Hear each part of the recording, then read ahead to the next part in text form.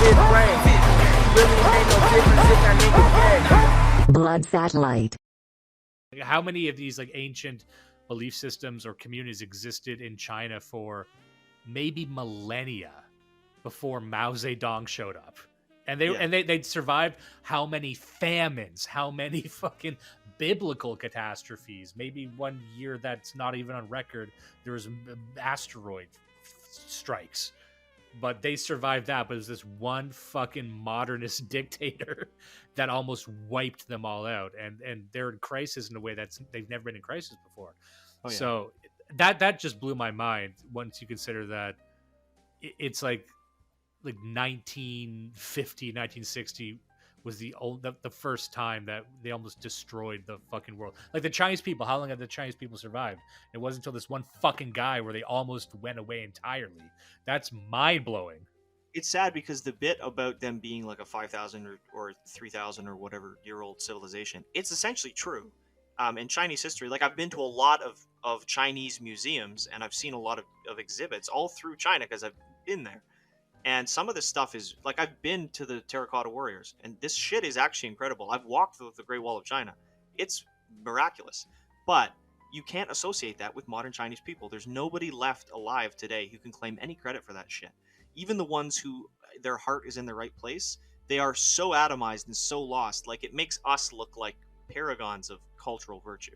Like it really is sad what has happened to the Chinese race. And yeah, it is the fault of Mao. It is the fault of the communists. I kind of blame the Jews actually, because it's the Soviets who put them up to it. But anyway, that's a shame. Same thing essentially happened in the Middle East with Saddam Hussein.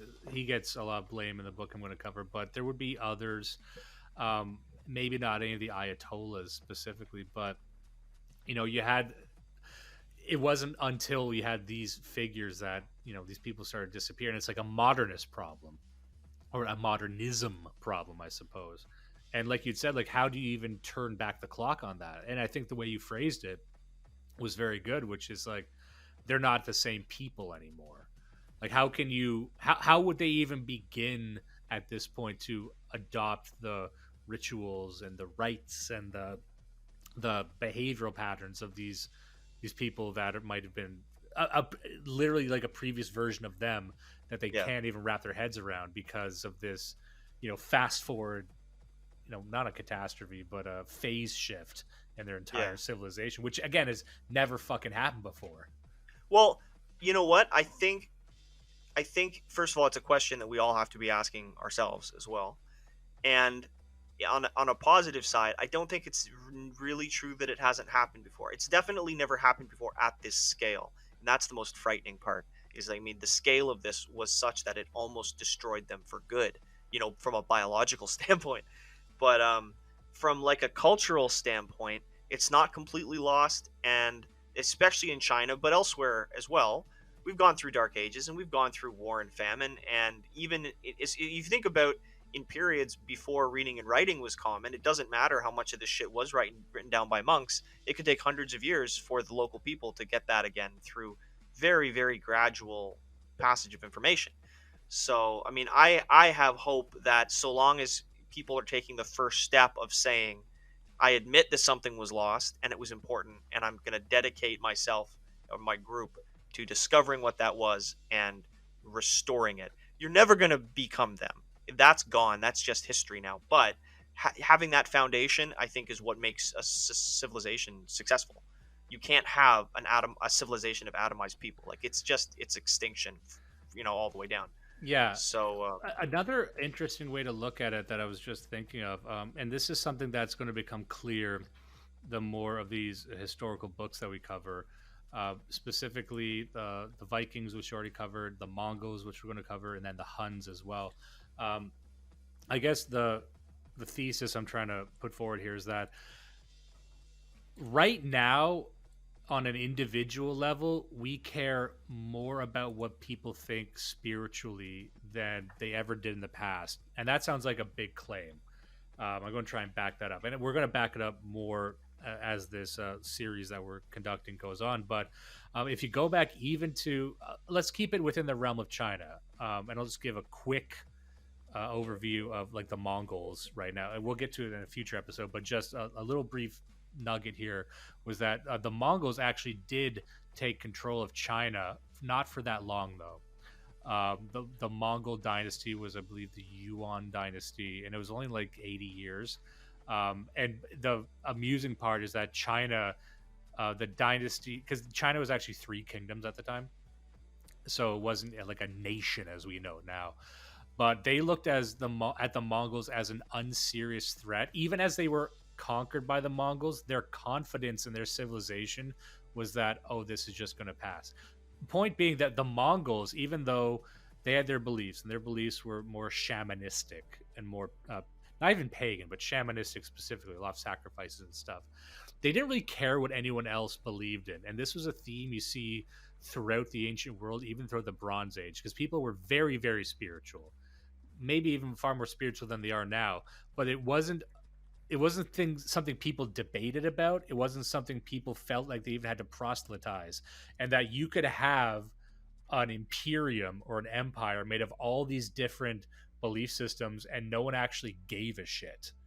And that's what blew my mind. And I've read so much history on this that seems to be the common thread. And it was just kind of accepted even in the time of Christ. Like there was messiahs all over the fucking place. We'll get to that today when we talk about this. Like there were contenders for Christianity, and it wasn't. They were all permitted in Rome, for example, but all throughout the world, it's like but it wasn't something that you would seethe about. But as Christianity and Islam and Judaism, not so much, but these two proselytizing and more aggressively expanding religions kind of took over. But like the idea that people would engage with each other back then like we do now is ridiculous. That you would keep track of who around you believes what, and what their identity itself didn't really make a lot of sense back then, certainly not in the way that we think of it now. And I don't know, I keep coming back to that. I keep thinking about like how we categorize ourselves now didn't even make sense back then. And the way we live now as an individual, there's a lot of responsibility that we place on each other, because we think of identity like they would have never thought of it. And if you look at the average person now, whether they're white or they're black or like liberal or conservative, like even the basic bitches out there, I think they have more responsibility on their shoulders to adhere as an individual to it. Like for example, look at the pagans. The pagans in our scene, first of all, they're a minority on the global stage. Like there's not a lot of pagans around. And even if there's not a lot of right-wing pagans, and people forget that. There's a lot of left-wing gay pagans out there. So this is even like a subset of paganism writ large. But that means that they're totally alone. So if you're like a pagan guy, or let me maybe get into Confucianism or something, but you're from a family of Christians, and you're the ability for you to take that entire belief system on your shoulders and just live that alone by yourself is a mental and psychological and emotional labor that I don't think anyone in the past could have done. And I think that like the way we define ourselves these days, there's so many levels and dimensions to it that it would be maddening to someone who lived 1,000 years ago. Is anything I'm saying make any sense, or am I just random? Yeah, I mean, kind of. I think it's almost, we've almost switched some of those what do you call them, like some of those needs, I guess. Like it seems like they had a little bit more solidarity in terms of their social strata, just because their lives were simpler. There was a more limited technology, limited modes of communication. There was less buzzing in their civilization, and that meant that on some top level things, like in terms of like maybe castes and social orders and different faiths and sects and cults and things, that they would have had say in Rome that we don't have now. But we don't need to have that, because we have swap meet, and we have the fucking bowling alley. I think there's probably like a cap on the level of social complexity that is possible before society breaks apart, and I think you see it getting reached across history. It's just not always reached in the same way. Like I think if you have a certain amount of stability on like one social order, maybe that allows you to have a whole bunch of competing faiths, and that doesn't blow society apart. But if you have And then maybe if you have one faith in solidarity, maybe that means you can have a very complex social order, but you can't have both. I'm just spitballing here, but it seems like, because what that's interesting to me too, these ancient empires in some ways seem a lot more like quote unquote diverse than ours are, but they actually held themselves together. And I think it has to do with the times and the technology and It other does, factors. because the reason that any conquering, warrior empire would want to keep those religions the way they are is because they said, "Oh, we don't want to destabilize this area because they're paying us taxes. Right. We just Right, want right, the right. taxes, so we don't. We it wouldn't make sense for us to do that." But on the other hand, and this is kind of, maybe I'm trying to sharpen the point that I was making before, but it's more like, and this is just what happens when you're a multicultural society, which is another dimension to this that we should establish, that these other societies weren't really multicultural like we are now. Like you would have your villages and your towns and your cities, but it wasn't like you weren't side by side with someone who was different than you. So as an individual living in a multicultural society, even if you have some kind of shared identity, you can almost never relax. And you know what? I'll even be charitable. I'll extend this to even black people too, black Americans, which, listen to us, feminist podcast and a BLM podcast, right? But if you're at any race living in America, you need to go to bat for your race every single fucking day. And white people know that because they see black people do it every day. They lead with their identity. That means you can never relax and just say, I'm among my people. You're never among your people. You always need to shoulder this identity, and that's also your race, that's also your religion, that's also a whole bunch of other, whatever you define yourself as. But it's like you can never be comfortable. You feel like you always need to be a warrior for your thing, and you're always being confronted every single day by other people, competitors. If you're a Christian, you're surrounded by Muslims and Jews. That's fucking weird. That's a weird way to live. If you're a Muslim, that's why people want to make their own little enclaves. But if you're a Muslim and you're surrounded by Jews and Christians and trannies all day, that's an insane way to live. No one should live like this because you're always on edge and you're always having to reaffirm yourself every single day. And that's the lived experience, I think, of all of the white people, especially. I bet every single listener of this show, every single day, wakes up having to think about their identity. And throughout history, no one had to do that. And I don't think psychologically that's good for us. You have to go insane. Yeah, it's definitely not healthy. Yeah. The topic of the day is broadly Middle Eastern culture, more specifically the ancient religions and cults and sort of lesser known spiritual movements in the Middle East. And it's this book called Heirs to Forgotten Kingdoms, Journeys into the Disappearing Religions of the Middle East. And what I liked about this book and why I think it's relevant as we continue on our march through world history is that when you read about this stuff, this is a new book. It's a modern book written by Gerard Russell, who's the senior associate at the Foreign Policy Center in London and the senior fellow of the New American Foundation. He's a former British and UN diplomat and served for 15 years throughout the Middle East. So this is Western guy, you know the type, older Western guy, probably a liberal, but he's been down in the trenches in these countries and he can speak to experience. And this book is written from his perspective and his firsthand accounts meeting a lot of these religious figures. So I'm basically, it's written from a modern perspective where this old spirituality intersects with modern geopolitics. And I think he wants to kind of tell a story where how this interacts with ISIS. I don't really care about ISIS in this, but like I mentioned earlier in the episode, the real bad guy in a lot of this turns out to be Saddam Hussein.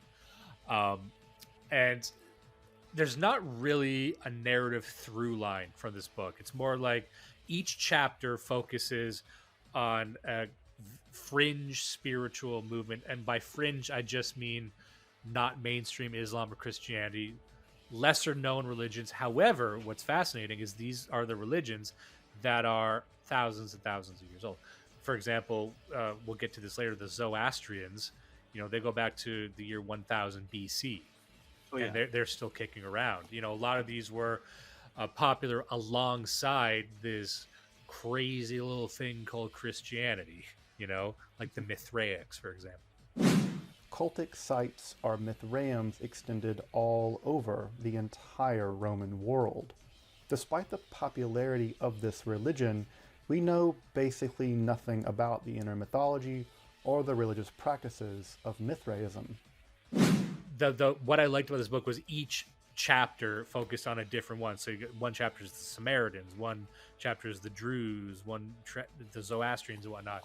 And it's not only the history, but him actually going to these villages and talking to the elders. And I will say, however, just to preface this, that I have no evidence of this, but knowing the types of guys who write these books and the types of adventures this guy was going on, it could very well be that he was always treated as an outsider. So you'll hear from him like, I went to this village. They're the most hospitable people in the world. They're the nicest. They're the most tolerant. It's like, yeah, but they also see you as a Western white guy showing up. And I think that if anyone knows anything of the Middle East, they know optics as much as anyone. So they know, okay, when the white guy shows up, roll out the red carpet, give them your best stew, and be sure you come with stories about how tolerant you are. Like, you'll never see the real them, at least from his perspective. That seems fair, right? I'm not just being mean to him. No, that's the way it is. It's sad not more people realize that. Yeah, so it's like, they've historically this has been the most tolerant place in the world, but then you actually read about these religions, and it's like, doesn't seem like it. But he got the grand tour of these places that might have, the moment he left some of these villages, they might have just started sacrificing women. You don't know, but according to him, we're the real savages, right? Yeah. Okay.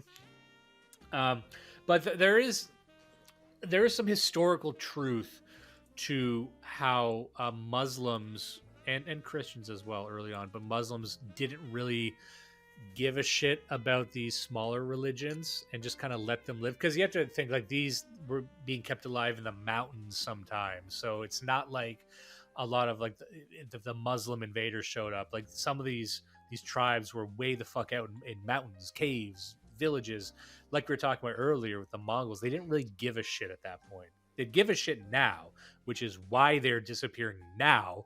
But throughout history, throughout these religions that have been there for 1,500, 2,000 years, after how many calamities, catastrophes, famines, wars, it's only in like the mid 20th century that their livelihoods and existences were really threatened at all. And I think that is the most stunning part about this. And that's why I established it at the top, like what I took from it. But I'm going to pepper in a bunch of just fun facts I learned about some various religions, and maybe we could just have some fun with it. So sure.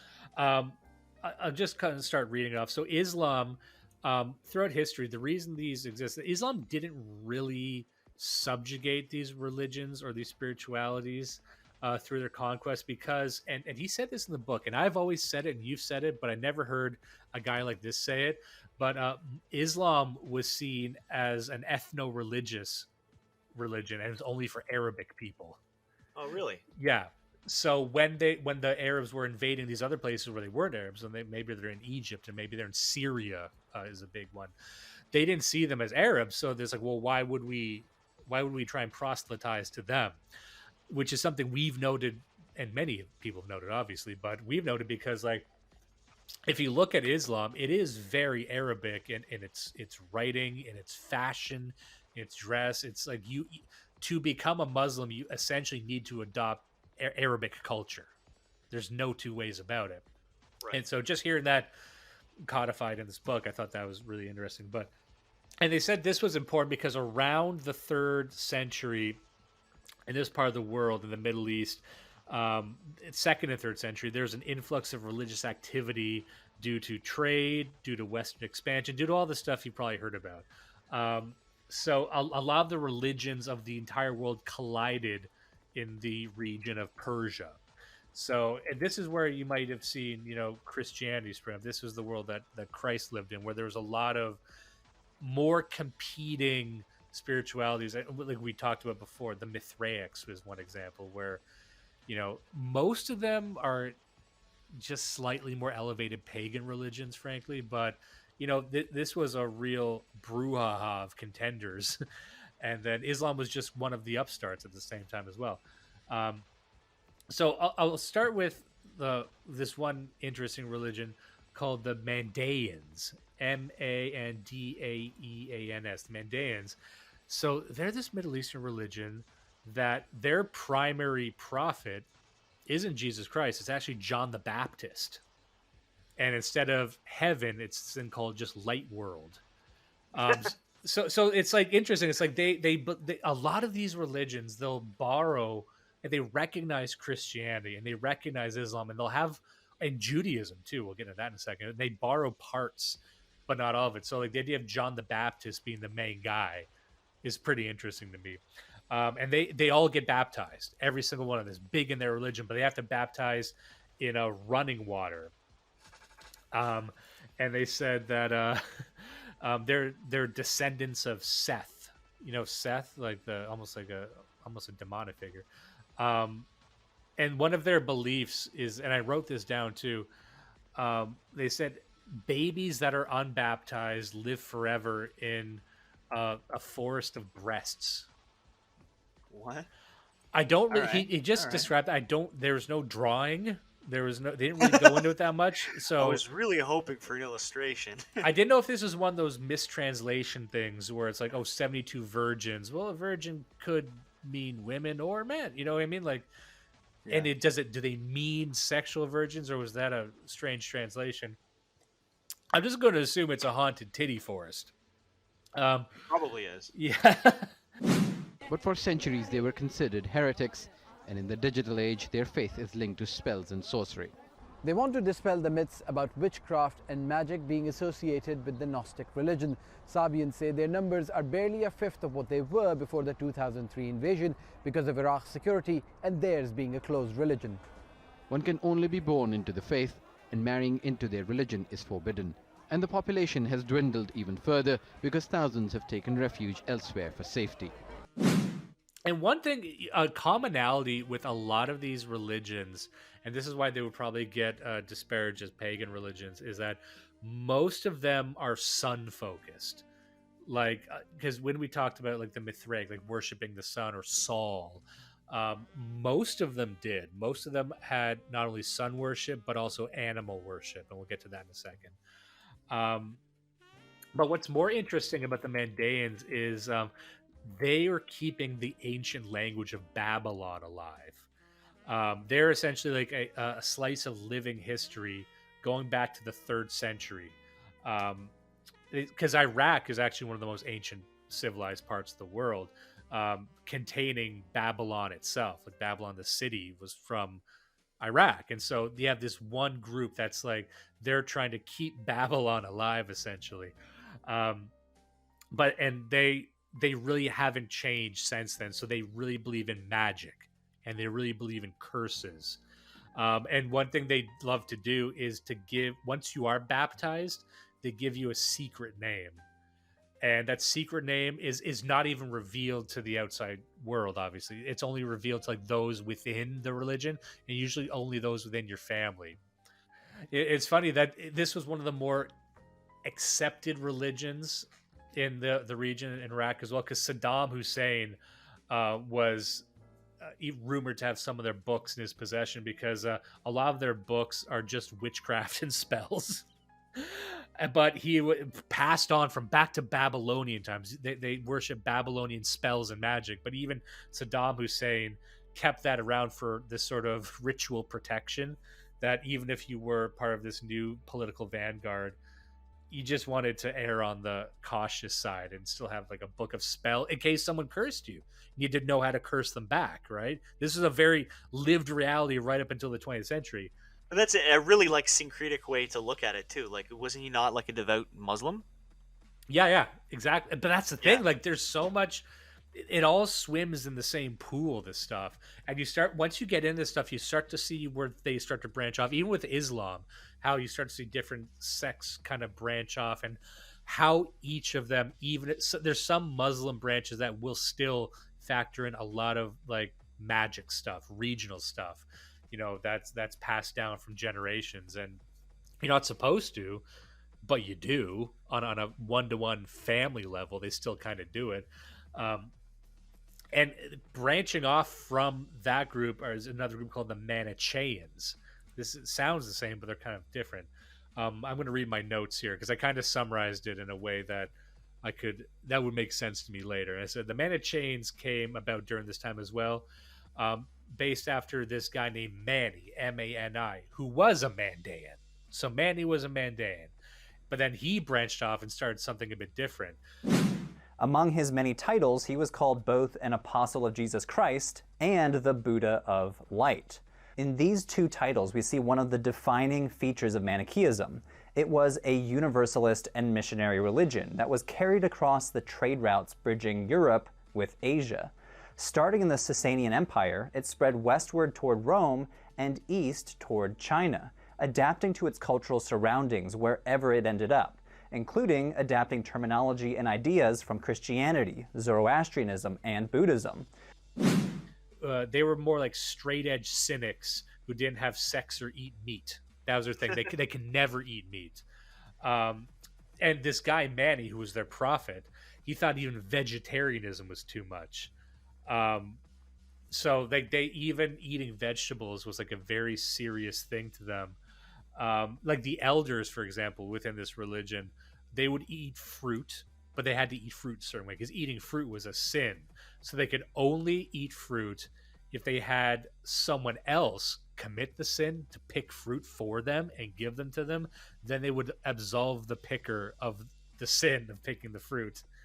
Then they would and the way they would cook it, this is kind of interesting too, the way they view this. So their worldview was an eternal battle between light and dark.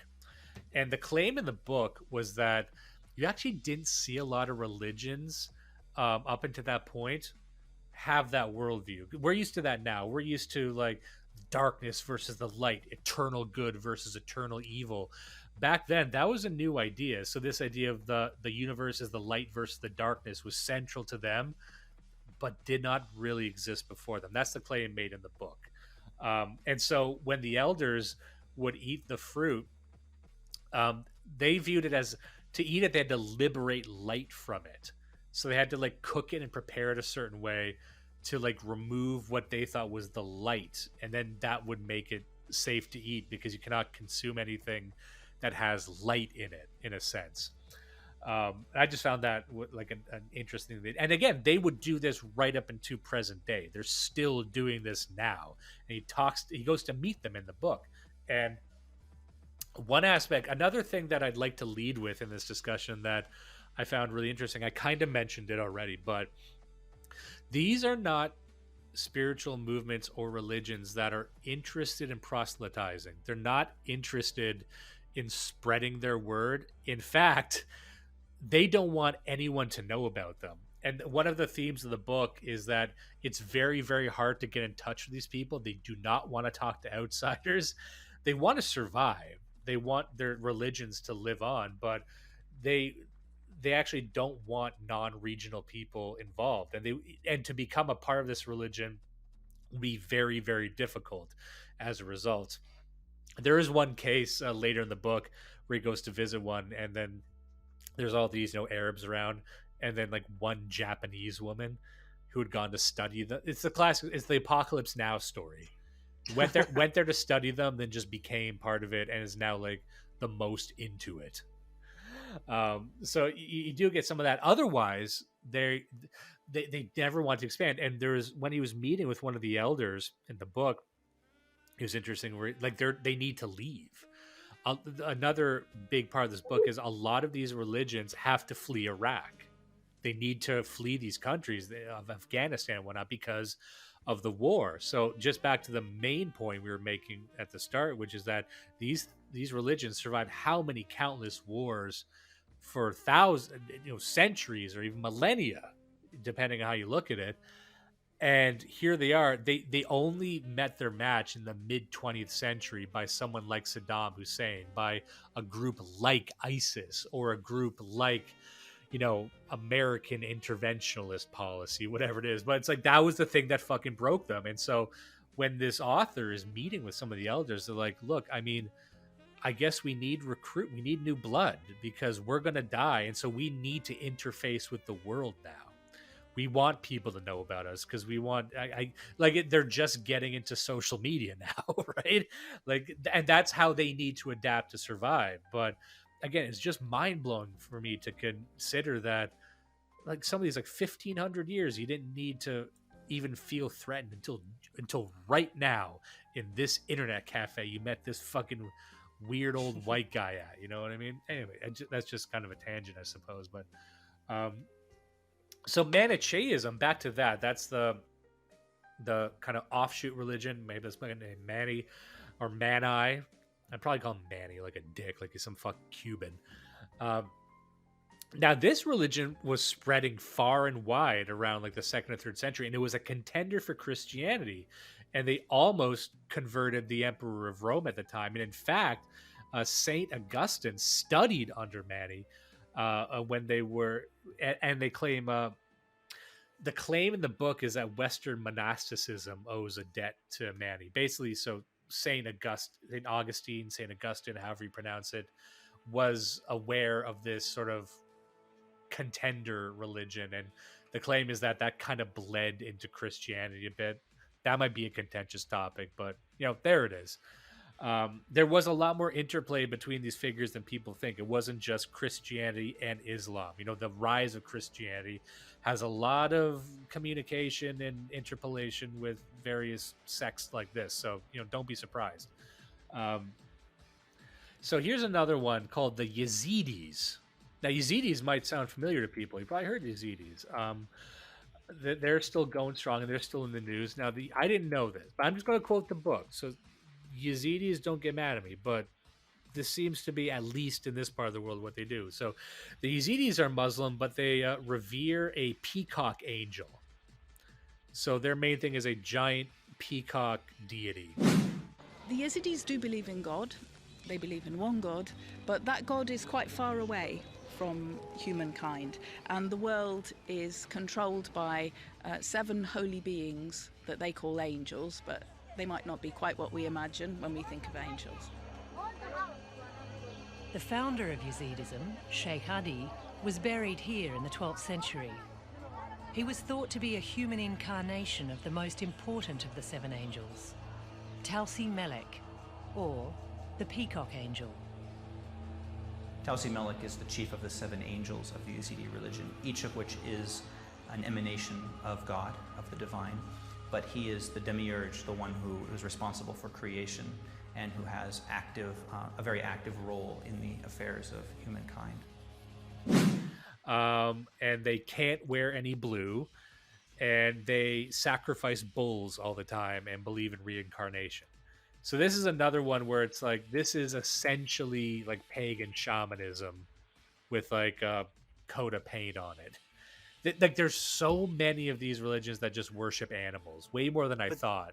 But they're technically Muslim. Like, they're treated as like, I know I heard, what was it, during the Iraq War or something, that these women were oppressed or something because of their religion, and I could never figure that out because it seemed like they were Muslim. But then it's like, oh yeah, but the ISIS or whoever is just like, genociding them. It's like, yeah, because to like a Sunni or whatever, these people are pagans. Yeah, exactly, and that's what the Muslims say, because they actually quote a lot of Muslim scholars in this throughout time, where he says, "You're all just a bunch of fucking pagans," and it makes this, you hear a lot of like the sort of monotheistic Christian thing occurring in a lot of these is ayatollahs and whatnot. But another thing that's interesting about them is they're a mystery religion. So they keep a list of 72 persecutions that they've experienced over the centuries, which I wrote that down because I think that's something maybe we should do. Like, just keeping a list. That's kind of what Jews do as well. Yeah. keeping a list of all the bad shit that's been done with to you over centuries, and just keep that cycling and keep people remembering it. I think the absence of that kind of list is the reason that we have so many problems, like as a civilization, is because we don't actually keep track. Like we've been on top, or we were on top for so long that we stopped caring about all the times that we lost, because we didn't lose that often. But now that we've started losing, we're not keeping track of all the losses, and it's like, oh, everything's still fine. No. Yeah. Be like them, but keep a list and then keep reciting it. Like 200 years ago, here's what they did to us. That seems to be a common.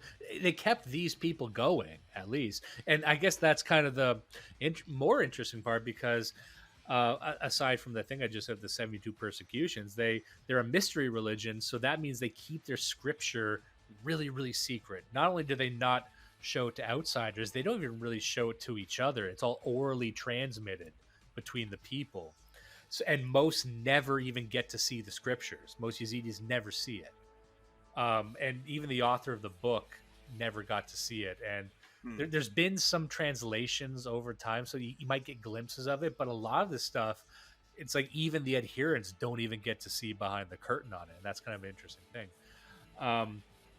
But now they're having to change that now is the problem. Like in the book, again, the theme is that like we have to be less of a mystery, I guess. So like for 1,000 years, they didn't let anyone see it. It's like, well, now I guess we put it online and see what happens, which is either good or bad. Like, I don't like, do we get to make a value judgment when it comes to survival?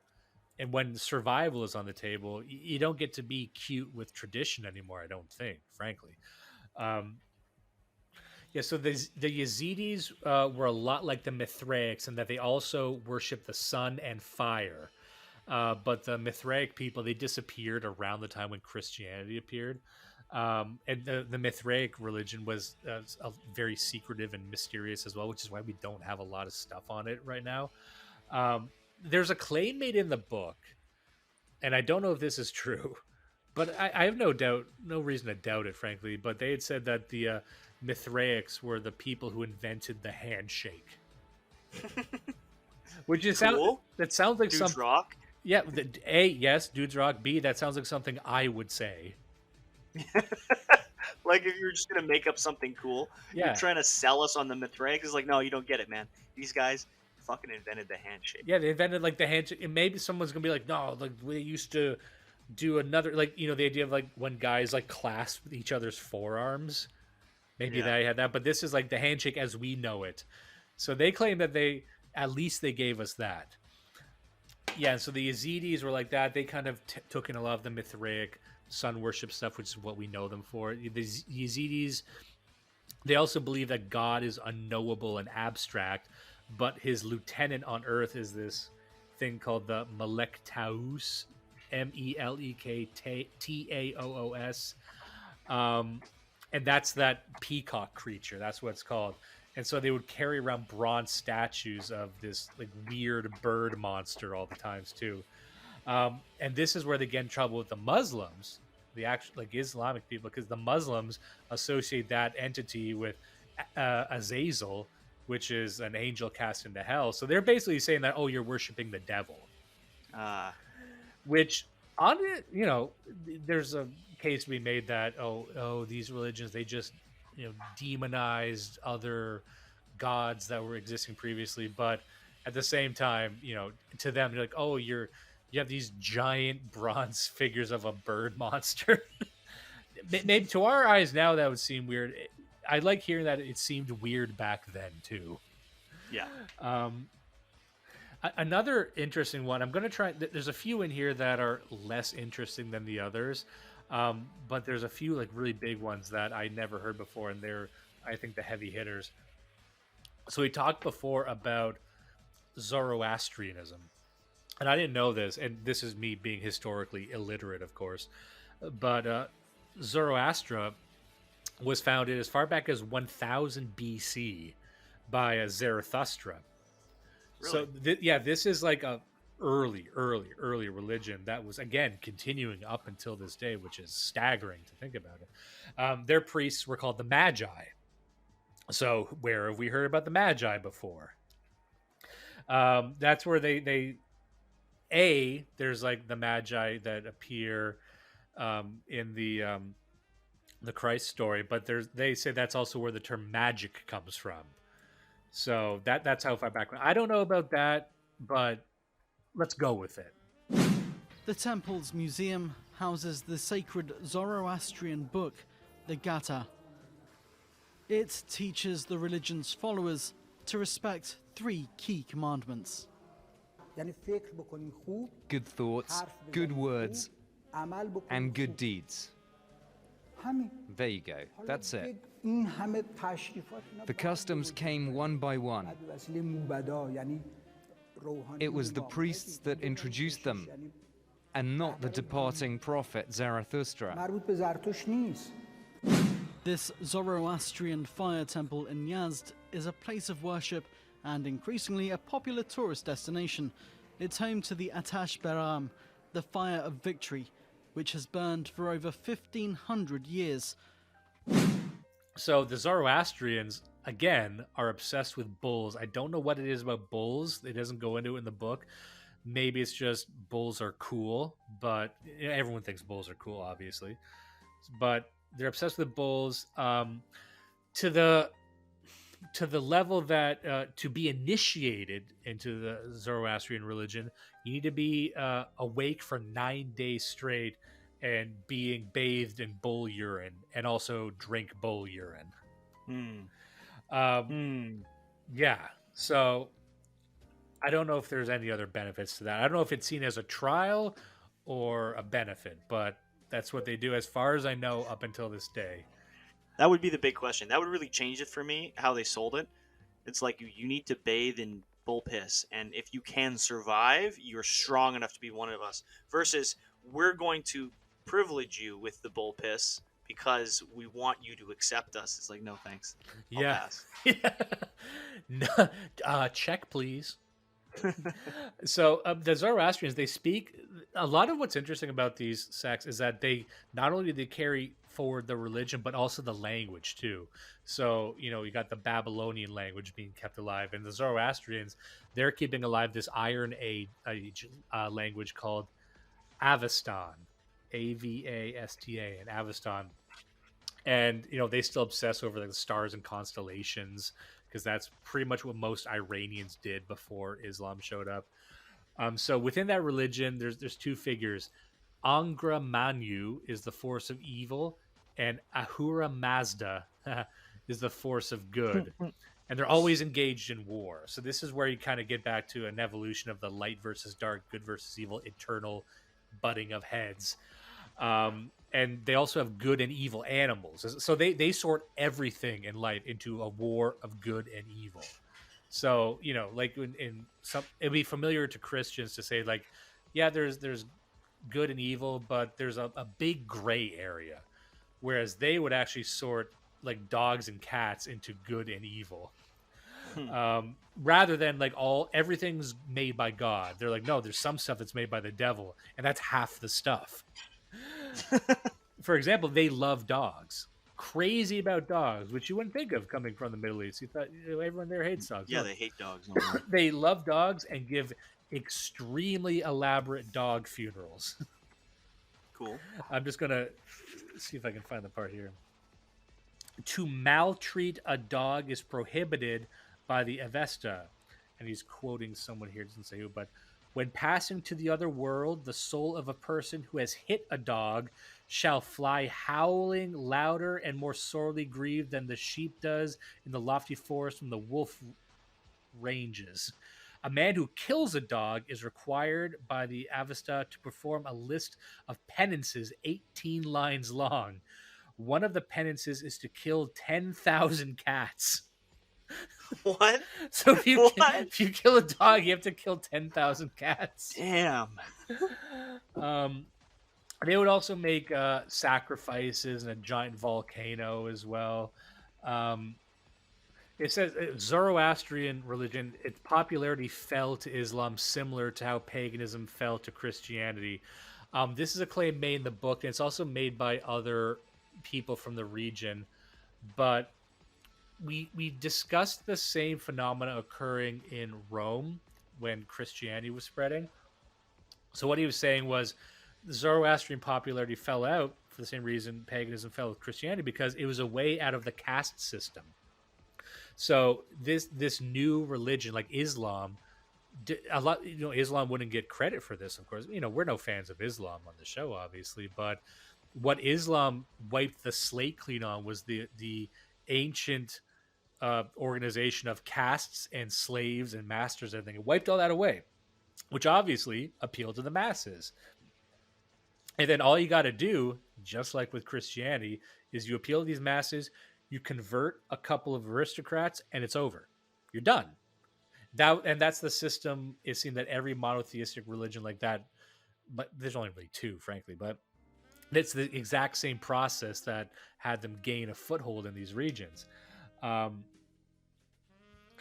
lot of the Persians resisted this, though. They resisted because they saw Zoroastrianism as integral to Iranian society, while Islam is Arab. And you still see this to this day. So, like, to this day in Iran, you'll still see Zoroastrianism because they think that's the Iranian religion. And and this is something that never really made the headlines with Westerners. Like, you talk to people on our side, they won't see Islam as an Arabic religion, but that's a common problem you see in this book. As Islam spreads, most of the resistance is because so many of these religions had that ethno-religious aspect to it that still exists to this day. And frankly, that's the tragedy of these religions, is as they have to exist in a globalized world now. So they're becoming decoupled, not only from their territory, which was so integral. Like, how are you going to keep the flame of Babylon alive if you aren't living where Babylon was? How are you going to do that? And then also you need to like bring in a whole bunch of new people. So you're bringing in like a bunch of Japanese people now. Like, how are you going to be a Japanese Yazidi? That's never happened. But if that's how you're going to survive at what cost? You know what I mean? How do you change when you're being pressured from all sides, even within your own country, and your own country is the one forcing you to flee? It's a pretty big tragedy, and I think that's really the core story of the book. But I'm going to still keep going with a couple of fun facts here.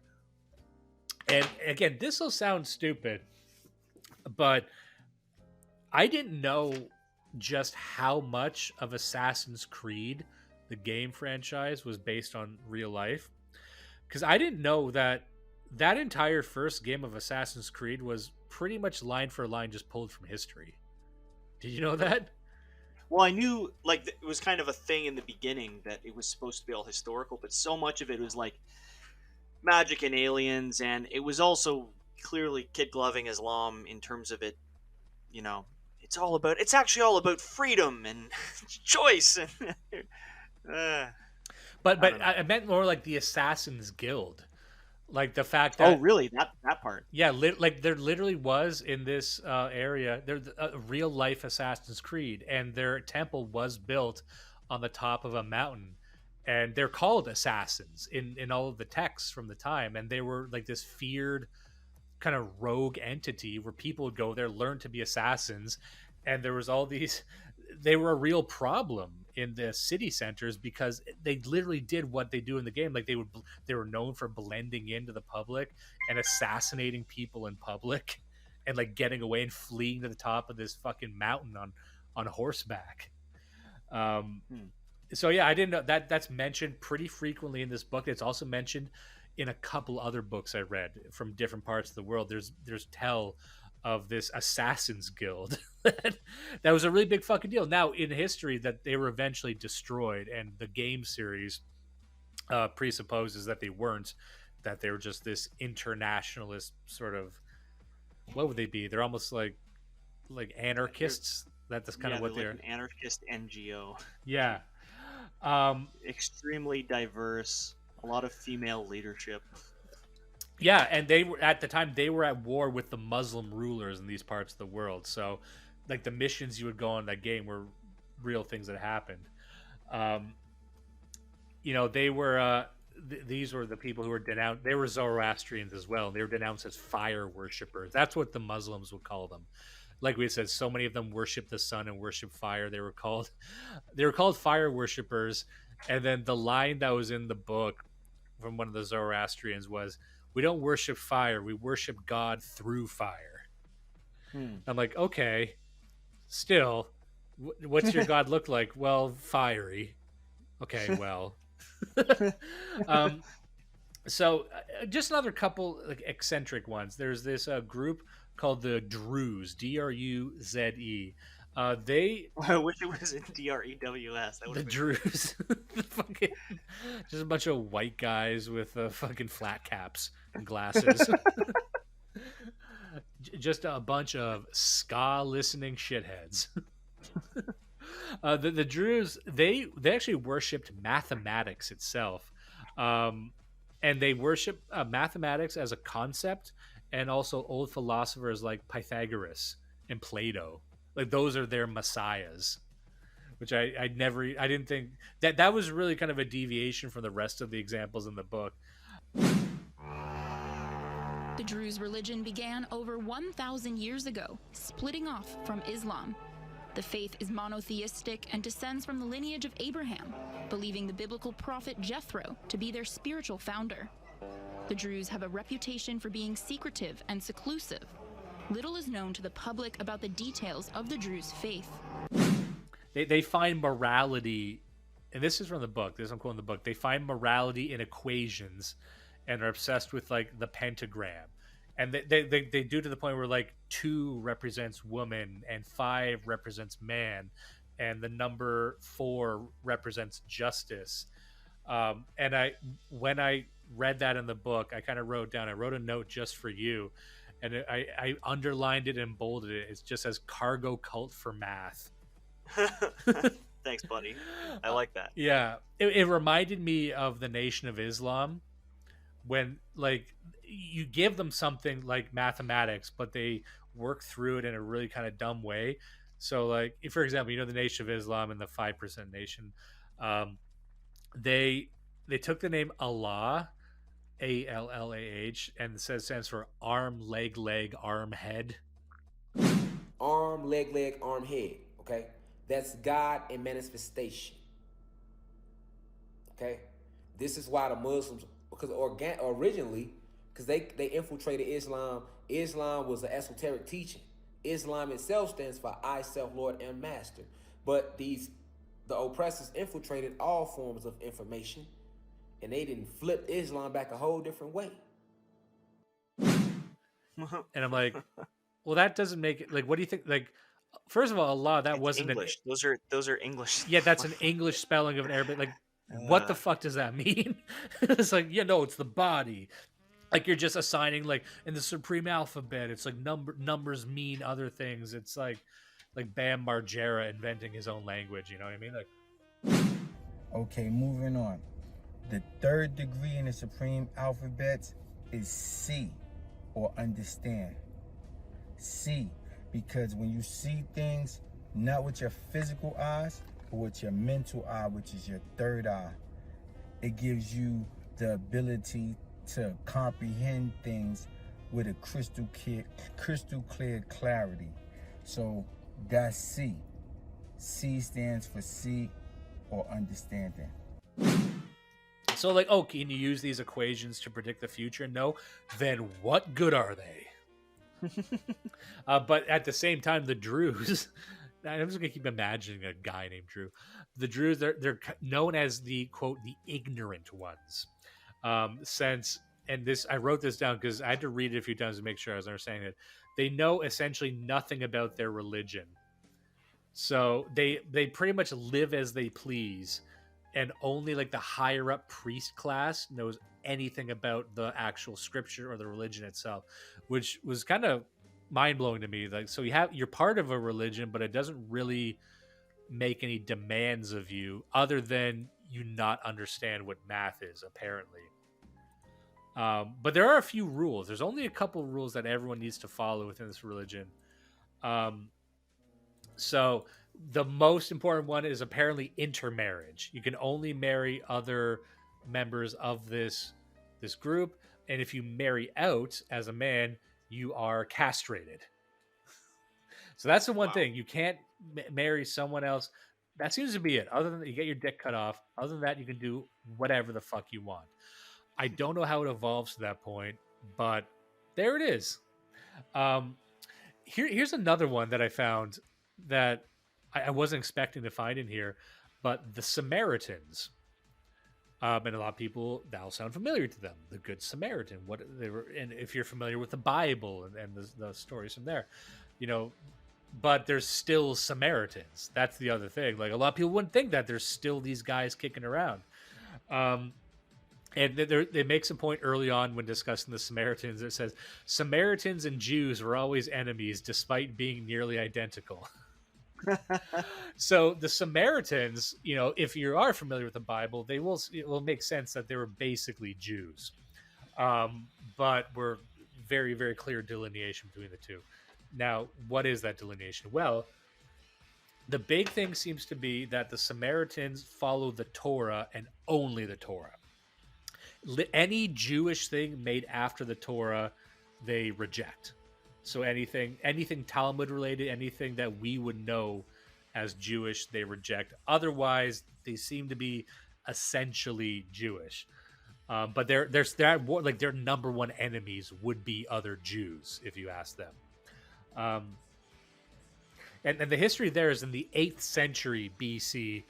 Israel and Judah were they're at war, and they were conquered by the Assyrians.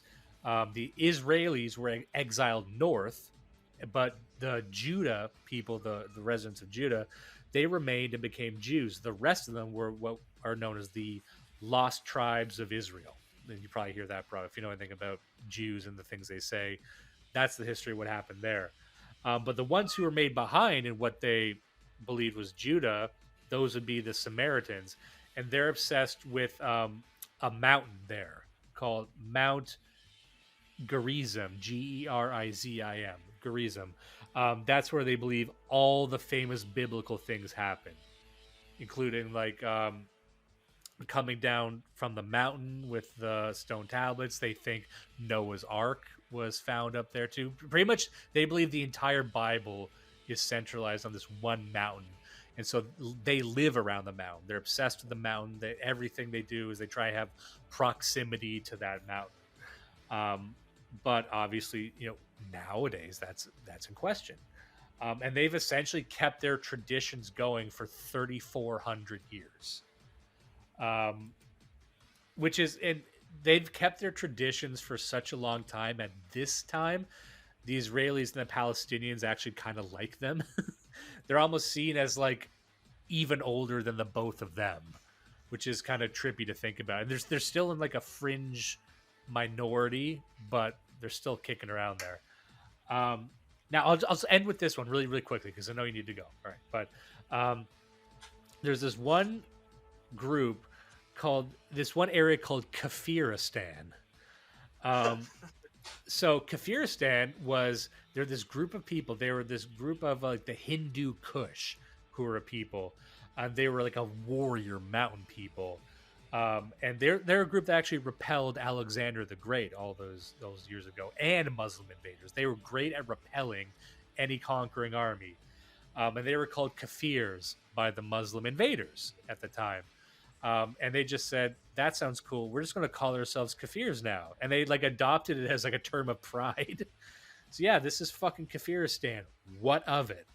And their thing is, they do what a lot of mountain people do. So when, people die, they leave them out to be devoured by the birds, which might sound crazy to some people. Isn't that uncommon in places like Tibet as well?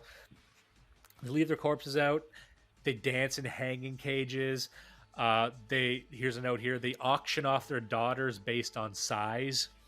Based on size. Yeah, and they're basically just like shamans. They worship heroes of the area and the spirits of their ancestors and stuff.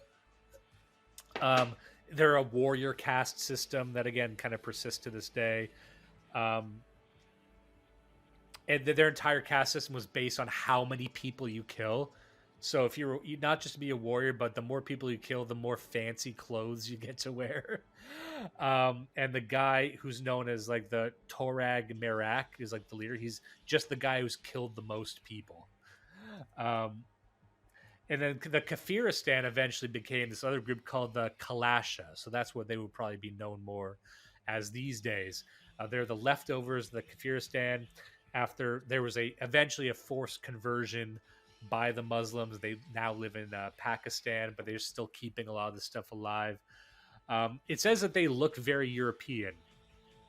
They're very white, Western-looking people, and they talk like they're descendants of Alexander the Great as well. What's interesting is that no one really knows where the Kalash people came from. However, most scholars and historians understand them as descendants of Alexander the Great and his Macedonian army, which conquered much of East Asia around 300 BC. This theory was further legitimized in 2014, when a study of Kalash people's DNA showed evidence of European descent. This would also explain their skin tone, which is uncharacteristically fair for native East Asians. And they're obsessed with, once you get into this magic stuff, they get very obsessed with ideas of purity. That's one thing, like when you get into a cult and magic, blood purity and all sorts of purity comes up a lot. And they think like, like the right hand refers to male and mountains and purity. The left hand means female and valley and impurity. So doing things with certain hands means certain things, which kind of, I think, still persists in a lot of Muslim countries. Like the bottoms of your feet and what hands you do for things are of vital importance. One thing that's interesting about them is they seem to think adultery is hilarious. So in Muslim culture, pretty much any culture, if a woman cheats on her husband, sometimes they're killed.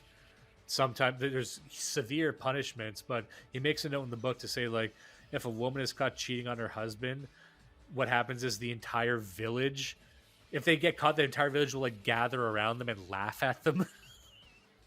And like make a big spectacle, like, ha, you got caught cheating. And like the woman's like covering her face, like, oh no, I'm so embarrassed. and then I think like the guy who would be committing the adultery as well would have to pay the husband of some kind of fee. But that was about it. And I think they just saw it as like a whoopsie daisy, like you put your pants on backwards or something.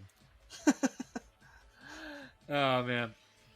Anyway, that's I know we got going. That pretty much summarizes all the ones I wanted to talk about. Some of the factoids I thought were pertinent, to flesh them out a little bit, to show their context not only with Muslims in the region, but also the land, and showing, I guess, what's happening to them now. And how that all intersects with the politics of the region. Like a lot of these people would blame, especially the ones in Iraq, they would blame Saddam Hussein and his campaign against them. And it seems that as power begins to centralize in whatever government exists in these regions, the first thing they do is try and round up these fringe religions and spiritualities, which again might have been there for like 3,400 years sometimes. I think that's a real shame, but also I watch it with great interest to see how these, how they evolve in the current day. And I think that's something that you get with a lot of the pagans in our scene as well. And a lot of people who are trying to figure out how to, even Christianity is trying to do this too. Like, how do we exist in a very unique globalized world that seems to have these centralizing power structures that only seem to exist to smash things that exist on the fringe? Because they're not just doing this to political people or people who hold, politically incorrect opinions. They're doing it to these, again, ancient religions. You see it in the Middle East. You see it in China as well. You see it all over the world. So this is just one case. But anyway, what did you think of all that? Yeah, that's interesting. It's a bit of a departure from what we usually do. But I genuinely, like, aside from being a horrible racist, I actually find ancient cultures to be interesting. And I don't know. It's interesting also to see how they could all interplay with each other. And I think back to the piece you're talking about earlier on, that there were historically empires where these things actually worked out. Even if you maybe had one dominant faith, there could be some kind of a compromise, not a compromise, but like it doesn't have to be, constant infighting at each other's throats. So there's something that would be worth modeling there. Yeah, like we said earlier in the show, that at the start of this, it's interesting to think that even back then, even these conflicting religions, even if one was dominant, it permitted the others to survive because it didn't see them as a threat, or they just wanted resources. They wanted control, but how they defined control wasn't controlling what's in your mind or what's in your heart. And in the era that we find ourselves living in this historical period, control extends inside of the individual. Control, when we talk about control, we're talking, it's almost like in the modern era, when you discuss control, it's implied that you mean mind control as well, and soul control. Whereas all throughout history, that was never even on the table. A, because they probably couldn't, but B, because they couldn't, it would never have occurred to them to see the individual's mind and soul as real estate they could occupy. Do not let the rapists win. Listen and love Blood Satellite.